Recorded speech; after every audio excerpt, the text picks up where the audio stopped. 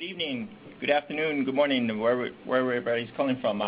We have people usually dial in from all over the world, so welcome everybody. First, we'd like to thank everybody for taking some time out of your day today to join us for today's webcast. As Jasmina mentioned, this webcast today is going to be on Office web apps. If you participated in any of my previous webcasts, you notice the theme. This webcast, we always touch on Office 365. The first one was a general introduction. The last webcast was on SharePoint Online, but today the focus is going to be on Office web apps. Before we get started, just want to mention a little bit about WEBFORCE1. We're a small technology consulting company based out of Chicago, Illinois, and we primarily work with small and medium-sized businesses, helping them deploy Microsoft Office 365 solutions and other Microsoft Cloud solutions. I'm the founder of the company. We started this company because we felt there was a big need for small and mid-sized companies to leverage some of the technology that Microsoft offers, which is now available through the cloud. So the first thing I'd like to do, as I do in every webcast, is I'd like to first start with a legal disclaimer.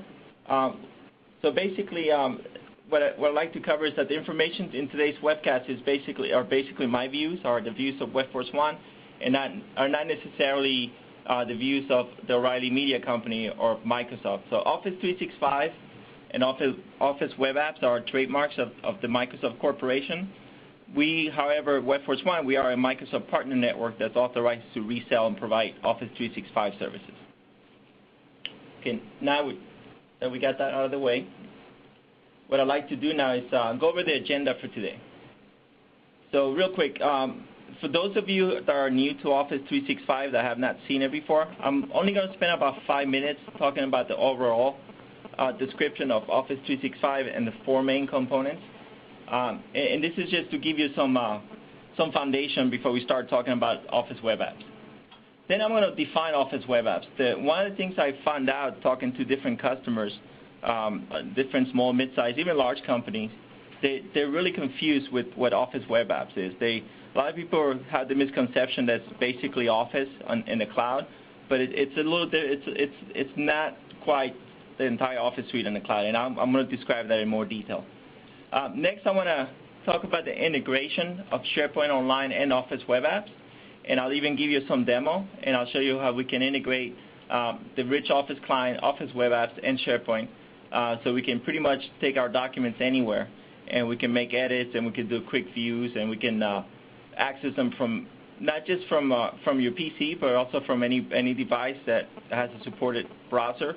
And I'm also going to talk a little bit about the integration with Windows Phone 7, because I know that mobility is a big thing with a lot of people nowadays. So I want to show you what you can actually do with Office web apps and Windows Phone 7. Then I'm going to discuss a little bit the difference in the features by plan. In my previous webcasts, I've always discussed the different Office 365 plans, the professional and small business plan, the enterprise plans, and the kiosk plan. So I'm going to tell you what you do get and what you don't get as far as Office web apps on each plan. Again, I'm going to give you a demo. I'm going to show you the Word app, the Excel web app, and also the PowerPoint web app.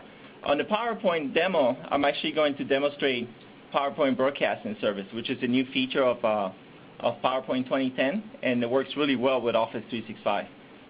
A lot of our customers have liked that feature a lot because it allows them to pretty much provide webinars in a real low cost, in a real cost-effective way.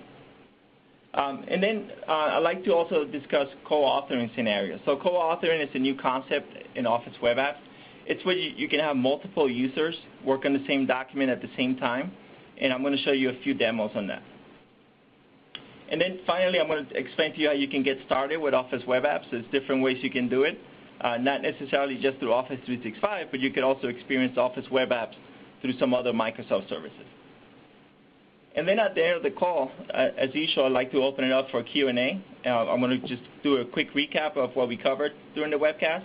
And I'm going to try to leave a lot of time for questions for Q&A. Typically, we find out that there's a lot of good questions at the end of the webcast, so I'll try to get to as many as I can. Okay, let me go ahead and advance to the next slide.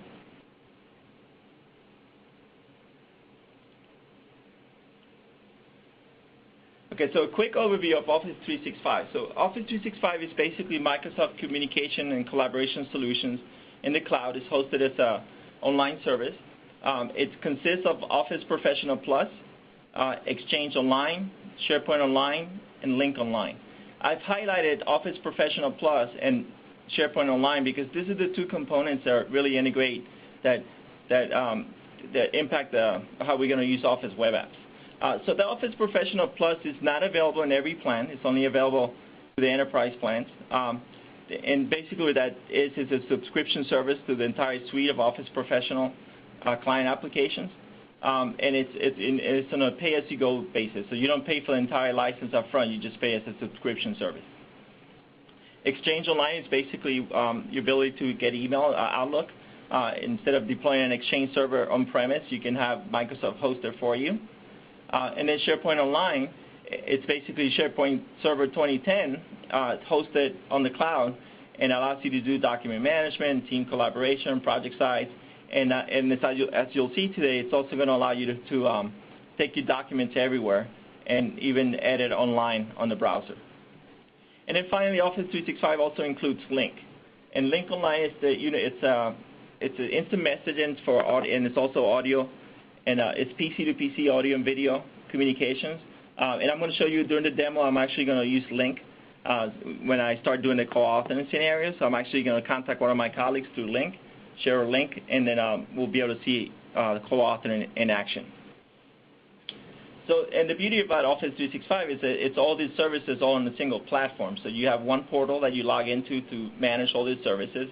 So unlike having to manage SharePoint through the central admin, which is the way that you used to do it on-premise, or managing Exchange through the Exchange Administrative Console, it's all integrated. It's all in one single platform.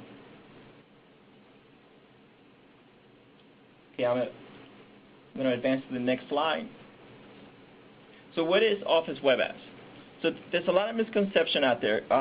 And the first thing I'd like to mention is Office Web Apps does not replace Office Professional Plus. It does not replace the rich client.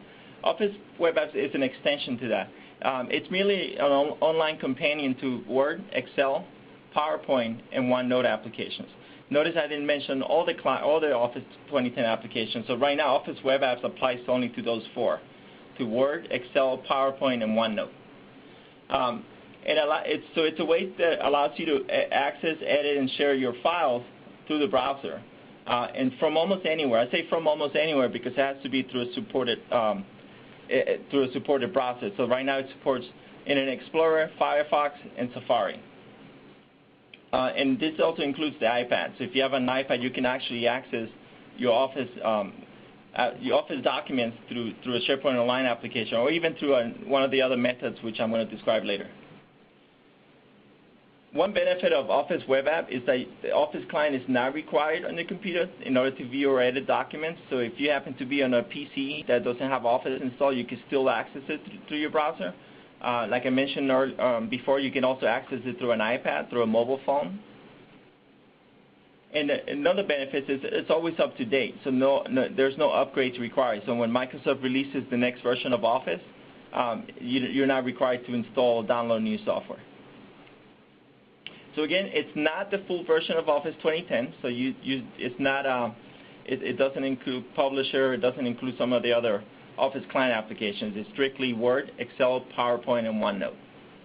And also, it's not Access Services and Excel Services. And Access Services is a new service that was introduced with SharePoint 2010, and it gives you the ability to publish your Access databases to SharePoint. And basically what it does is it converts the Access tables into SharePoint lists, and then you have different views. Instead of having Access reports, you have SharePoint views. And we'll probably be talking about that in a future webcast, Access Services, but Access Services is not part of the Office Web Apps. The same thing with Excel Services. Excel Services was available in the past with SharePoint 2007, and it was enhanced in SharePoint 2010. These two services are SharePoint service applications and are not part of the Office Web Apps suite. So in a nutshell, if I would summarize it, Office Web Apps is basically the Office 2010 experience, accessible anywhere through the cloud, and allows you to collaborate and share your documents with your team. In this illustration, I like to show It's Office 2010 plus Access Anywhere equals shiny, happy, productive people. So you can access your files and your documents from anywhere. Okay, what I'd like to do now is show you an example of how you can integrate Office web apps with SharePoint Online. So in this example, this is a screenshot of a Word document. So if I create a new document from scratch, instead of saving it to my desktop, I can go ahead and publish it directly to SharePoint. And if you notice here, I already have on my recent locations that this is some of the sites that I already have access to. During the demo, I'm going to show you how you can actually connect your libraries, your SharePoint libraries, to your Office application. And once you publish the Office documents in SharePoint, then you have the ability to either open it in the browser or you can open it in the rich client. It doesn't mean you have to always create the document in the rich client. You can also create the documents on the browser as well. Okay, on the next slide, what I wanted to show you is the integration with Windows Phone 7. Windows Phone 7 comes with a feature called the Office Hub. And the Office Hub basically has an option where you can connect to your SharePoint site, and you can actually access all your documents, your Word documents, your Excel documents, your OneNote documents, and also your PowerPoints. It's a really great feature. When you access the document, you can actually open it up in full fidelity. You can actually see a full PowerPoint presentation on your phone. And you can also make quick edits on the fly as well. Okay, I'm going to show you just another slide, again, just to demonstrate the integration. This is a different model, Windows Phone 7. It's still the same Office Hub. If you haven't seen the Windows Phone 7, the way it works is when you slide your finger across the screen, it actually moves over to the next section. So if you slide it, you'll go to Documents. If you slide it again, you'll go to SharePoint. And it's just a real quick instant access way to a quick way to access your documents from anywhere.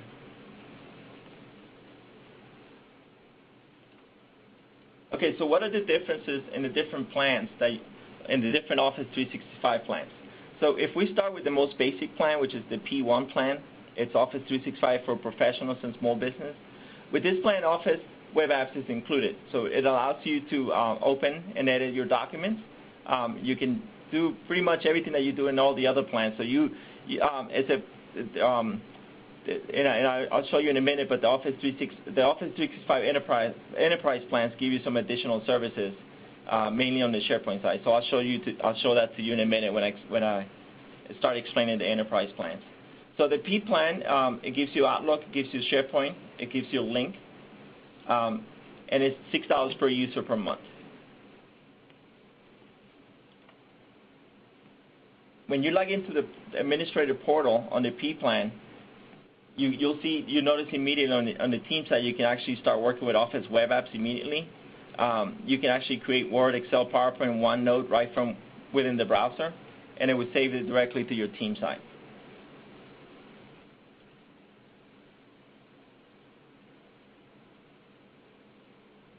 Okay, I'm just waiting for the slide to advance.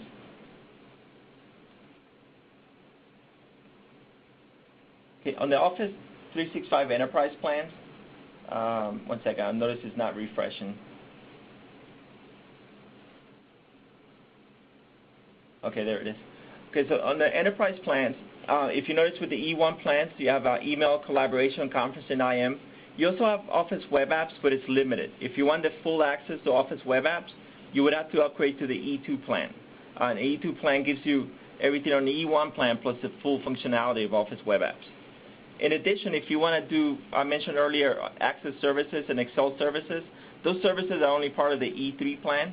So if you wanted to be able to publish your Access databases online, you would have to purchase the E3 plan. In addition, it gives you access to Office Professional Plus, which again is not to be confused with Office web apps. Office Professional Plus just gives you access to download the full client, so you get all the different applications that come with the entire suite of Office products. In the E4 plan, it's everything that you see below, but in addition to that, it gives you a voice service. So I started on the right with the Enterprise plans, but if you look to the left, that's the Kiosk plan. And the Kiosk plan, if you're not familiar with that, a Kiosk plan is a way to give access to your employees that don't necessarily have a workstation, or this could be employees that are on the road. They could be people that are constantly moving from location to location or don't necessarily have a laptop or a PC, they can access their internet site or they can access their team site through SharePoint Online through a read-only mode, and they can also access their email as well through the Outlook Web Access application. So they don't necessarily use the full Outlook client, but they can access it through Outlook Webmail. The K1 plan, which is $4 per user per month, gives you read-only access to SharePoint and Exchange Online. And in addition, if you want to give those users the ability to edit and create new Word applications using the web apps, you can upgrade to the K2 plan, which is $10 per month. Okay, what I would like to do now is show you some demos. For this presentation, I want to spend less time on the slides and actually show you some of the, so you can get the real experience on the Office web apps. So what I'd like to do is show you how you can create and edit documents online. And then I'm going to demonstrate also some different co-authoring scenarios. So give me 1 minute while I prepare the desktop. Perfect. Okay, great. So I'll try to make up the time we lost by showing you some pretty cool stuff here. So this is an Office 365 SharePoint site I created. And if I start with the Office Web Apps demo, I've created a document library that contains several different types of documents, a OneNote document, an Excel document, a Word, and a PowerPoint document. If I go ahead and start with, let's go ahead and start with the Excel document. If I open up this 401k planner, you notice that it immediately opens up in a browser. It doesn't open up in Excel. And the way I can tell, because I can still see my URL, I can still see the ribbon for my application, for my SharePoint site. And if you notice up here, I have two options. I can either edit, and I can open in Excel, or I can also edit it in the browser. So if I click on Edit Browser, I still have a full view, and I can still come in here and I can still make changes. I can type information. So if you can see on the screen, it's updating. I'm doing this in real time in the browser. And one thing that you notice is in the Office web apps, and especially in Excel, there's no save button. The information gets saved automatically. So all I have to do is either navigate away, open something else, and if I go back into the 401k planner, you'll notice that my information is still in here. So all the information that I typed in before, it was saved automatically in Excel web app. So this is one great option, and a good application for this is I take the train to work every morning. Sometimes I get a call from a customer. I need to update something, and instead of having to fire up my laptop in the morning, what I could do is I can access this through my iPad, and I can actually make changes on the fly through the Office web apps. And again, when I get back to the office, I can open up in Excel, and I can continue working on those edits that I made. So right now I'm going to open the same document, but I'm going to open it up in the rich client, in the rich Excel client. It should come up here in a minute. Okay, so it's open here. So you notice this is Excel now, it's not Office web apps. I can enable editing. And assuming that this file wasn't already published in SharePoint, let's say this was a new file that I created from scratch, I can actually go into Save, Save and Send, and I can save to SharePoint. So let's say I want to save this into a different location. This is where it currently resides, but let's say I want to take this file and save it to a shared document where I can share with other people. So I'm going to change it to a different document library. I'm going to hit Save As. Now I'm going to publish this to a different document library.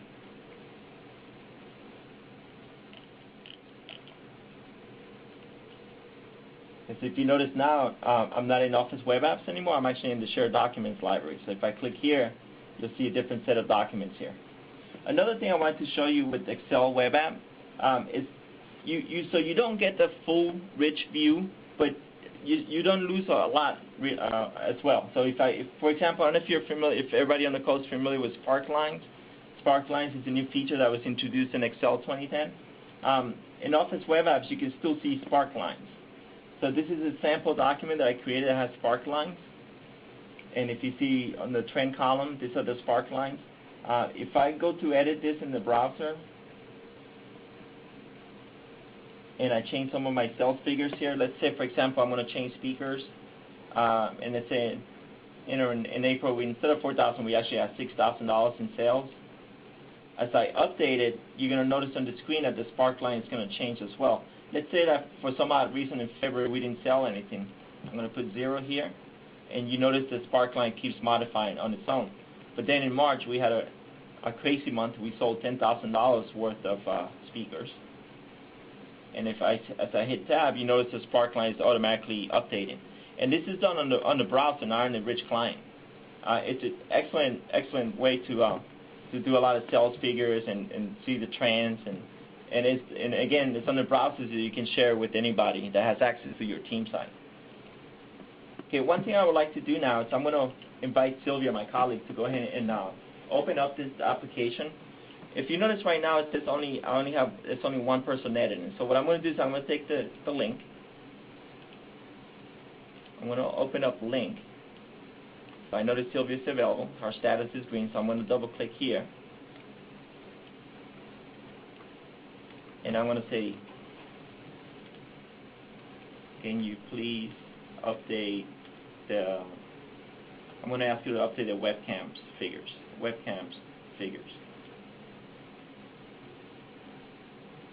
And I'm going to give her the link to the, so I did share the link where that Excel file resides. So if I go ahead and minimize this, keep an eye on the bottom right corner of the screen. Right now this says one person editing. And in a second here, as soon as Sylvia logs in and connects to that file, you'll see this change to 2 people. Okay, so see Sylvia Velez is now editing the workbook. And if I click here, I can see who the 2 people are, myself and Sylvia working on the document. So she's going to be updating the webcams. If you notice, she's changed all the figures to 0. We're going to have to get a new representative for the webcams division. So everything, we have different figures here, and then if you notice, the spark line also changed as well. And this was done real time on the same document. I didn't have to refresh it. I didn't have to make any changes. So let me go ahead and make some other changes. And I'm going to say real quick, okay, thanks. Let me go ahead and update.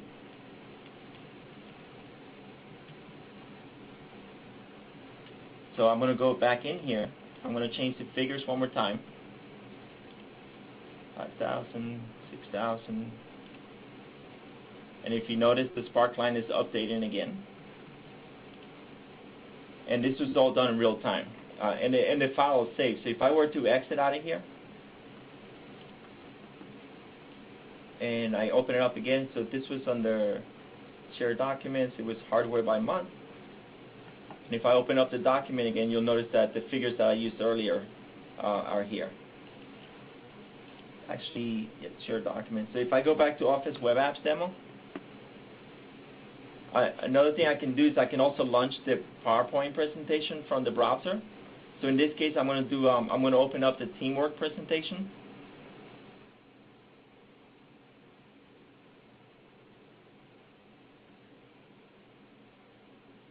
And instead of opening up in PowerPoint, it's actually going to open PowerPoint Web App. And I can advance through the slides on the browser, and it's almost the same rich experience that you see on the PowerPoint client. But what's great about this is you can also launch a slideshow from here as well. Just waiting for the screen to refresh here. So if I click Start Slideshow,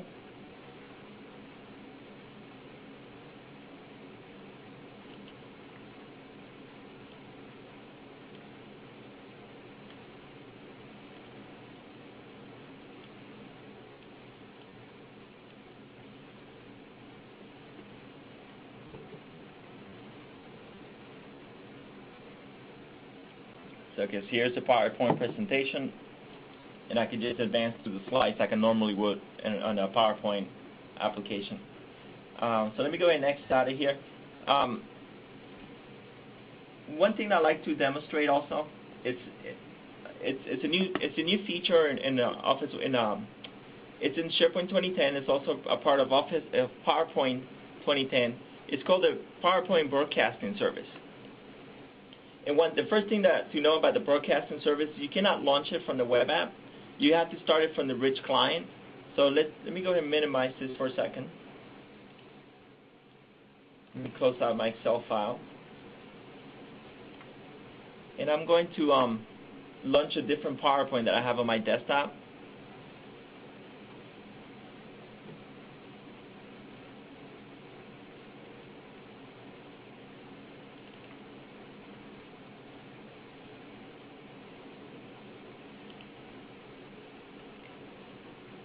One second while I resize my screen.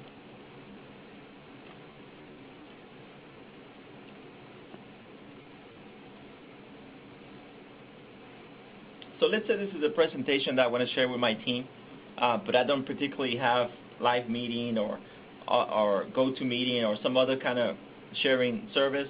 But I got all my team on the phone right now, and all I want to do is share with a PowerPoint with them so they can access it from anywhere, even from a phone. So one of my team members happens to be on the train right now, and he doesn't have access to his laptop, so he can actually view this from his phone as long as I send him the right link.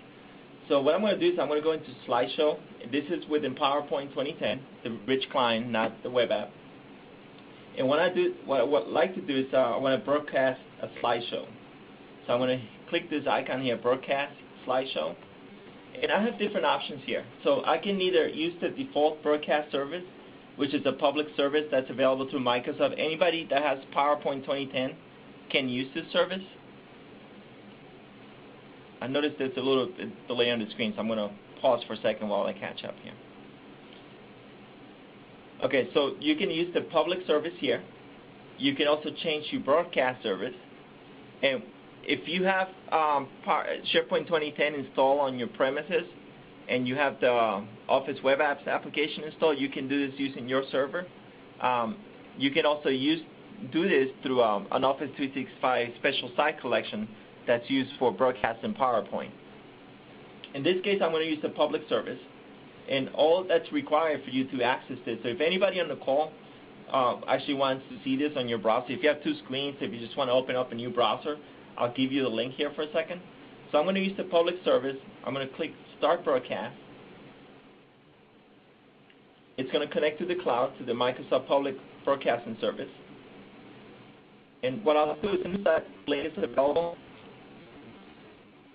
I'm going to go ahead and give it to Sylvia, and she'll paste it on the chat window. And if you click on that link, you'll be able to see the PowerPoint progress in real time. Let's give it a second here.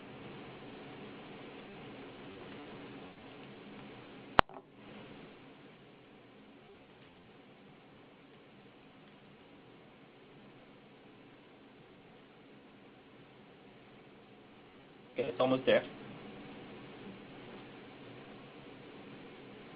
So what the system is doing in essence right now is it's actually taking the slides, it's uploading it to the Microsoft Public Broadcasting Service. So the link just came up on my end. I'm going to go ahead and copy that link.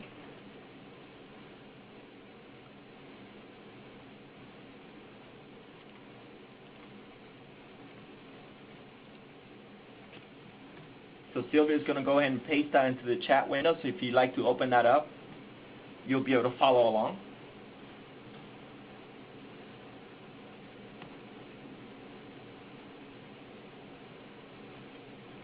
Okay, wait a minute. Okay, so I'm going to go ahead and start the slideshow.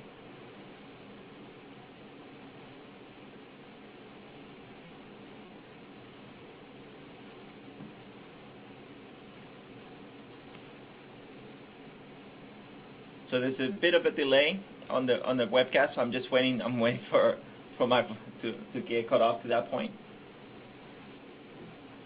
Okay, so I'm going to start the slideshow.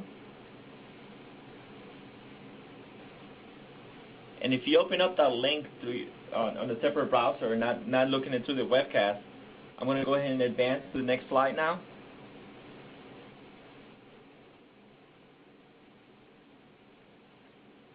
So what you're basically seeing right now is a live broadcast of the PowerPoint using the Microsoft Broadcast Service. So as I advance through the slides, it should be updating on the browser as well.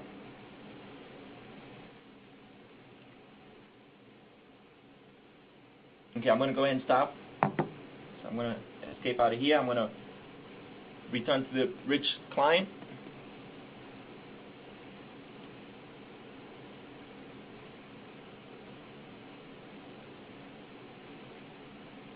Okay, so if you notice I'm back over here. If I click on End Broadcast now, that's going to stop the slideshow from your end as well.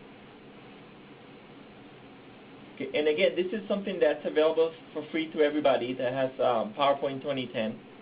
And the way you launch is when you go into slideshow, you just do broadcast slideshow, and you can connect to that free service. There's another way you can do this. Actually, there's two other ways you can do this.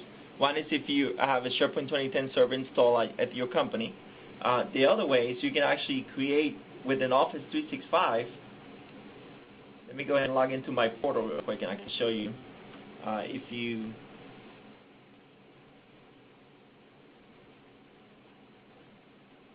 you already have Office 365 and we have the enterprise plans, this is not available on the P plan. Unfortunately, it's only available on the enterprise plan. But if you go to your portal and you go into SharePoint Online,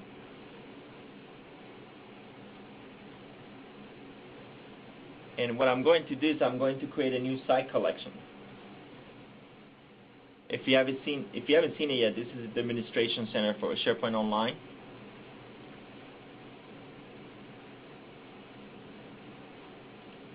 And when I create a new site collection, I'm going to select a specific template that's used for the broadcasting service.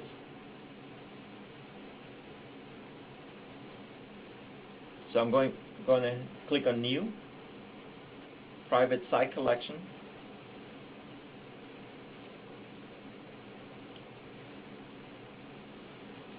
And I'm going to call this WEBFORCE1 PowerPoint Broadcast Service.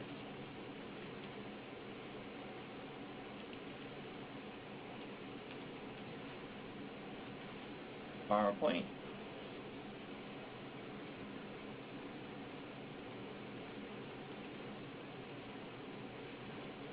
And this is part of the enterprise templates. So what I need to do is tab over to enterprise. And then I'm going to choose the PowerPoint broadcast site. And then I just go ahead and create it and set up my time zone.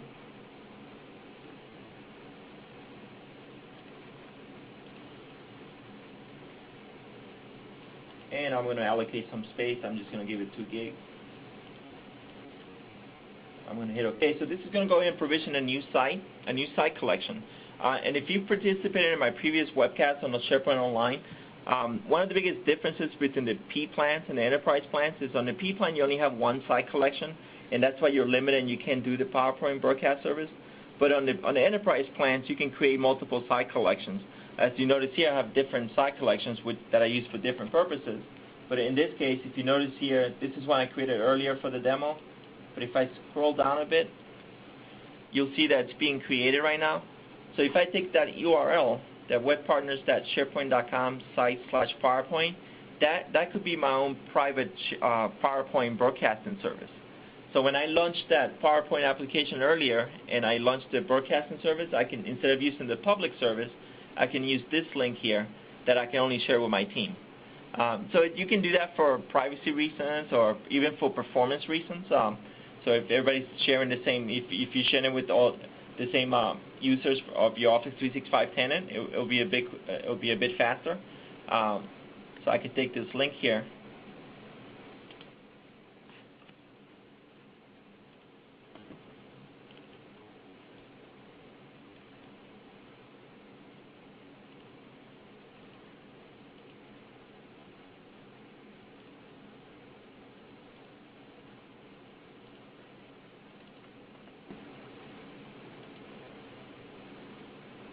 Now I can use a different broadcast service. So I can add a new service, and now here I can put my link.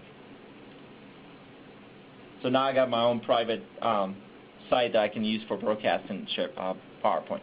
So there's a lot of great applications for this, especially for if it's like a low cost alternative for doing webcasts, or if you already have a conference line that you already share with your teams or your customers, and all you want to do is share a PowerPoint.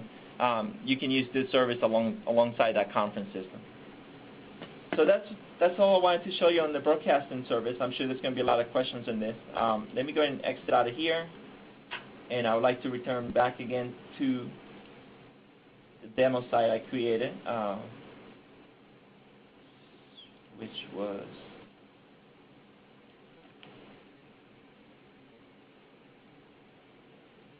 okay. So we're back here. If I go back to the document library, so we covered. Oh, so we also have OneNote. So you can also open up OneNote. So I already covered Word, Excel, and PowerPoint. But what I wanted to show is you can also do OneNote as well. So this is if you're not familiar with OneNote, it's a note-taking application that's part of the Office suite. So I can publish that to SharePoint as well, and I can share this with my teammates as well too.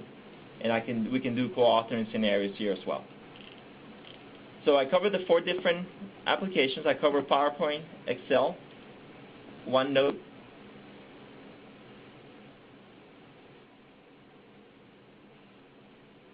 okay. And what I'd like to do now is go back to my slides. So let me see real quick, make sure I didn't miss anything. Okay. Okay, great. So I'm going to go back to the presentation.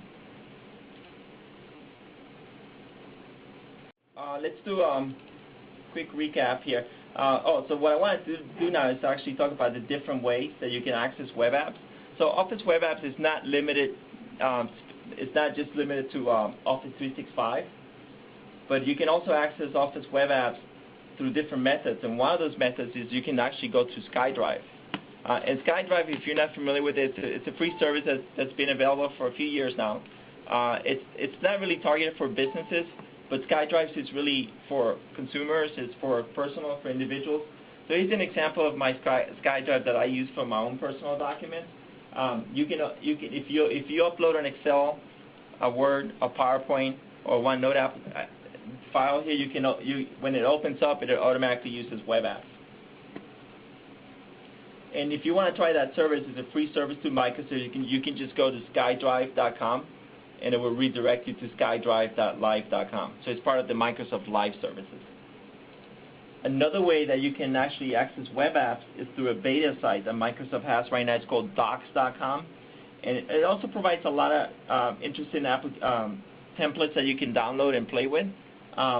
One that I would recommend that you try out, which I thought was pretty interesting, is that there's a Facebook Friends chart that you can download. It actually connects to you. If you have a Facebook account, it actually creates a chart that shows you what different statistics on your friends and on Facebook.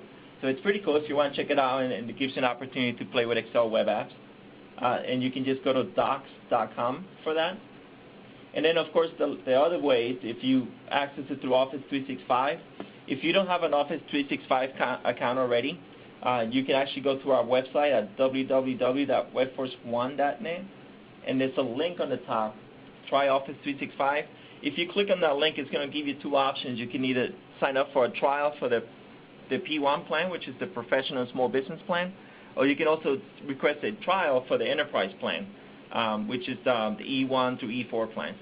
The trial that I have on the website is actually for the E3 plans, but if it's something that you can always change the different upgrade or downgrade the plans depending on what your needs are. So that's the third way that you can access Office web apps. And then just to kind of recap, what you've seen in this demo is a new way to access your files from virtually anywhere. So you don't have to necessarily rely on the rich Office client to edit, create, or view documents. You can do it from any browser. Again, if it meets the requirements. So if you have IE 7 or above, if you have Firefox or Safari, the latest versions, you can access the Office web apps online. You can share your documents through SharePoint, so you can share them with your teammates or your customers. And then hopefully I was able to show you how the PowerPoint broadcasting service gives you a new alternative to do webcasts or to do presentations online without having to use any additional software, just to use the PowerPoint 2010 application. And then so basically what all this means is that your team will become more productive and you can do better online collaboration. And also, since the documents are saved in SharePoint, it reduces the time that you search for the documents because you can leverage the built-in SharePoint search features. And overall, it just increases your online productivity. And this is why I believe, and WebForce1 believes, that Office 365 and web apps is going to take online collaboration to a whole new level. So that's a summary of what we covered so far. A couple other things I'd like to cover. I'm going to make this slide available to you. On the beginning of the presentation, I put my Twitter handle there. I'll put it at the end of the presentation as well.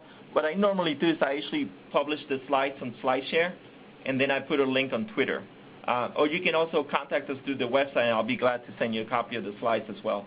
So this is some additional resources that can help you understand and understand Office 365 and the Office web apps a little more. Earlier, we provided you with a link to the product guide, and that gives you a complete description of the service. So we'll make this available to you. And then finally, what I wanted to also announce is the next webcast that I'm going to do, which is going to take place next month, is going to be Office 365 and Exchange Online. So we'll go into a little more detail on how to administer, how to set up Exchange, and what benefits you can receive from Office 365 and Exchange Online. That's going to take place November 17th at the same time, 1 Pacific time. And you can sign up for that webcast at O'Reilly.com/webcast. So what I'd like to do now is turn it back to Jasmina, and I'll let her go ahead and read out the questions that you guys have, and I'll do my best to answer your questions. So thank you for your time, and I apologize for the problems that we had earlier with the presentation with the screen share, but hopefully I'll be able to get to some of your questions now. Perfect. Thank you so much, Jaime. And let's see here. We do have a few questions that did come in, and once again, I will just let folks know, please do send in your questions for Jaime. Type them into the group chat so he can answer them for you while we still have him with us. And we'll take it from the order they came in. All righty. We have a question from Paul. Paul would like to know, when making changes to documents in real time, is there a change log generated? Can we track who changed what and when? So that all depends on how you configure your versioning settings. So depending on how you, by default the document library doesn't have versioning turned on. But if you set up versioning, which is a feature of SharePoint, it's not a feature of the Office web apps. Whenever changes are made, first you have to enforce that the documents need to be checked out before you make any changes. So if you turn that feature on, it's going to force the user to check it out, and upon checking in the document, it would save the changes. So it can be done, but it's not an automatic functionality. You have to set it up. Thank you. And we have another question here. What devices can customers use to connect to Office 365? So right now, any device that can support IE7, Firefox, or Safari. So I've used it on my Windows Phone 7. I've also used it on an iPad because it's running Safari. So, and I've also used it on an iPhone as well. So as long as the browser supports the minimum requirements, it's virtually almost any device as long as it meets the browser requirements. Okay, and our final question, looks like we get this one on every webcast, Jaime. How secure is Office 365? So Office 365 is a very secure service. It's Microsoft follows a lot of guidelines for security and compliance. It's probably the most secure service out there. What I like to do is there's a really great video on YouTube, and I think I can't remember the title of it, but it's a tour of the Microsoft global data centers, and it answers any question you have about security. So what I can do is I can make that video available through my Twitter account. So the person that asked that question, if you follow me on Twitter, _Jaime, Jaime, or if you send me an email, I can send you a link to that video. But Microsoft has done a lot of investment in security. The site itself, it's on the e-plans, it uses SSL, and in addition to that, is additional layers of security that Microsoft has implemented. Security is at the top of their mind, so it's a very secure service. Great. That looks like all the questions that came in. Jaime, did you want to add anything further to our attendees today? So one thing I like to do is just a reminder that I already mentioned the next webcast, but there's 2 more webcasts I'm doing. The next one is on Exchange Online. And then the last one, the one I'm doing in December, is on Lync Online. So if you'd like to learn about any of those 2 services, you can, again, register at O'Reilly.com/webcast. And if you'd like to learn more about Office 365 in general, and if you'd like to start a trial today, a 30-day free trial, you can visit our website, which is www.webforce1.net. So I just want to say thank you, everybody. I really appreciate your time. And, again, I appreciate your patience while I worked out through some of those technical glitches. So I hope everyone has a great day today. Thanks a lot.